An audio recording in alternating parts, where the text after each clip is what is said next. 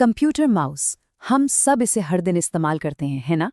पर कभी सोचा है कि ये छोटी सी चीज जो हमारे डेस्क पर रहती है, आखिर आई कहाँ से? इसकी कहानी क्या है? चलिए आज इसी की पड़ताल करते हैं। तो आज का हमारा पूरा फोकस इसी सवाल पर है। कैसे कैसे एक लकड़ी के छोटे से बक्से ने कंप्यूटर के साथ हमारा रिश्ता हमेशा हमेशा के लिए बदल दिया। ये कहानी बड़ी दिलचस्प है। तो चलिए थोड़ा समय पीछे चलते हैं। बात है 1960s की। उस जमाने में कंप्यूटर का मतलब होता था बड़े बड़े कमरों जितनी बड़ी मशीनें, इतनी मुश्किल, इतनी जटिल कि उन्हें सिर्फ कुछ गिने चुने एक्सपर्ट्स ही चला पाते थे। मतलब आम इंसान के लिए तो वो एक पहेली जैसी थी। लेकिन उसी दौर में एक विजनरी थे, डगलस एंजलबार्ट। उनकी सोच आप कह सकते हैं वक्त से बहुत आगे थी।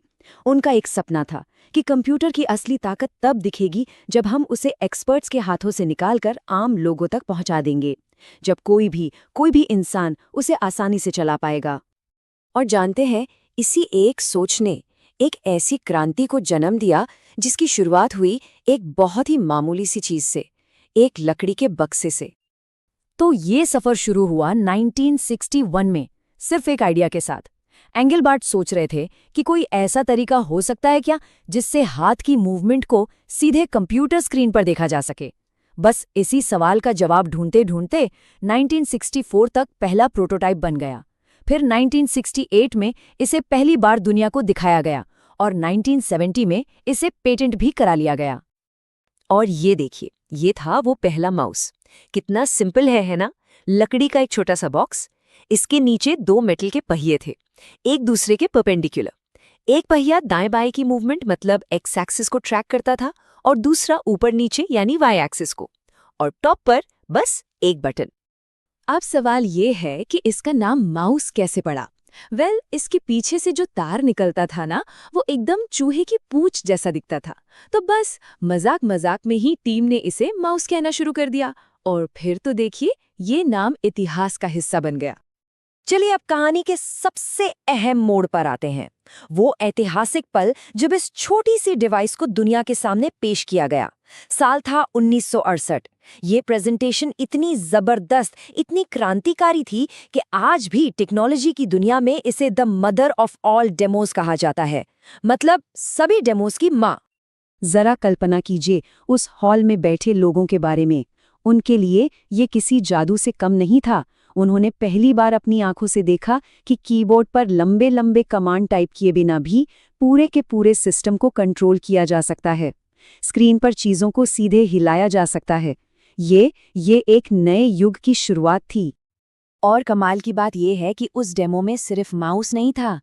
नहीं, उसी दिन दुनिया ने पहली बार हाइपरलिंक्स देखे, वीडियो कॉन्फ्रेंसिंग का कॉन्सेप्ट देखा, वर्ड प्रोसेसिंग, विंडोज, अरे यहाँ तक कि एक ही डॉक्यूमेंट पर दो लोगों को एक साथ काम करते हुए भी देखा।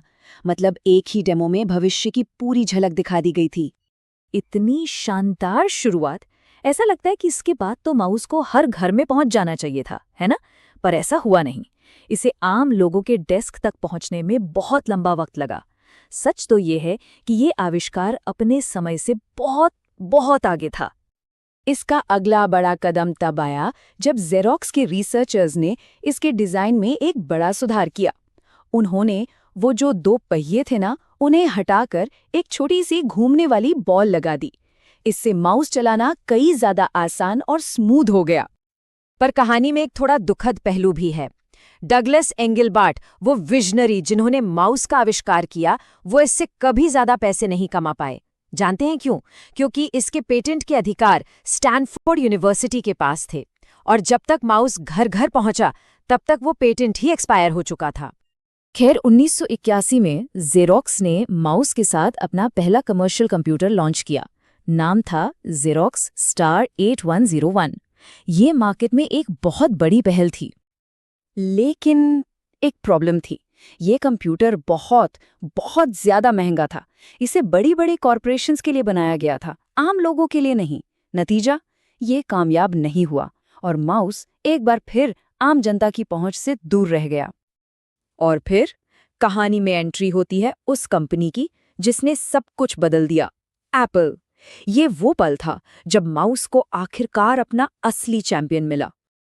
स्टीव जॉब्स ने जब माउस को देखा तो उन्होंने इसे सिर्फ एक पुर्जा नहीं समझा, नहीं, उन्होंने इसमें भविष्य का रिमोट कंट्रोल देखा। उन्हें समझ आ गया कि यही वो चीज है जो कंप्यूटर और इंसान के बीच की दूरी को खत्म कर देगी। तो एप्पल ने क्या किया, उन्होंने ज़ेरॉक्स के डिजाइन से प्रेरणा ली। 1983 में एप्पल लीसा कंप्यूटर के साथ माउस दिया और फिर 1984 में आया मैकिन्टॉश। इसी कंप्यूटर ने माउस को एक स्टैंडर्ड बना दिया।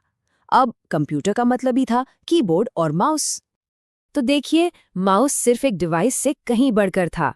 ये असल में इंसानों और मशीनों के बीच बातचीत की एक नई भाषा थी, एक ऐसी भाषा जो बहुत आसान थी, जिसे कोई भी समझ सकता था। सोचिए, इसी डिवाइस ने पॉइंट एंड क्लिक को हकीकत बनाया।